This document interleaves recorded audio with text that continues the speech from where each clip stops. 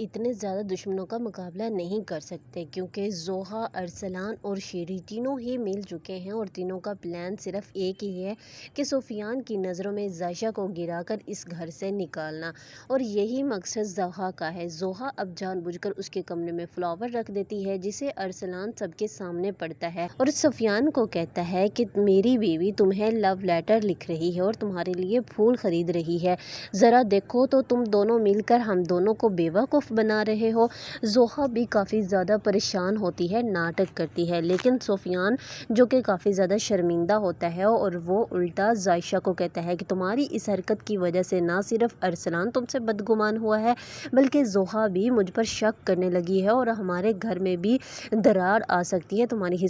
इस हरकत की वजह से। अब मेरी भी बर्दाश्त से तुम बाहर होती जा रही हो। जिस पर शीरी को तो जैसे मौका मिल गया। वो कहती है, सुफियान मैंने तुम्हें कहा था कि तुम इस पर भरोसा मत करो, ये देखो अब इसने कैसे मौका मिलते ही तुम्हारे घर को डस लिया है। जिस पर अब हामिद बेचारा खामोश बैठा सारा तमाशा देख रहा है, क्योंकि वो चाहते हुए भी कुछ नहीं कर सकता। तो अब ज़ायशा हार मान लेती है, क्योंकि सब लोगों का इतना ज़्यादा उस पर घटिया इल्ज़ामात लगाना और सुफियान का उस पर ट्रस्ट ना करना ज़ायशा को अंदर ही अंदर से ख़त्म कर रहा है। और ज़ायशा अपने किरदार पर इस तरह के घटिया इल्ज़ामात बर्दाश्त नहीं कर सकती, इसलिए वो हार मानती है और वह घर छोड़कर वापस आ जाती है और आते आते अपने तायाबू को कहती है कि अब ये जंग आपको लड़ना है, मैं जा रही हूँ क्योंकि मेरे किरदार पर बात आ चुकी है, लेकिन अब आप मुझे इंसाफ दिलाएंगे और आपको मुझे इंसाफ दिलाने के लिए सही होना ही पड़ेगा। इसलिए अब ज़ायशा तो वो घर छोड़कर आ जाती है, जिसे देखकर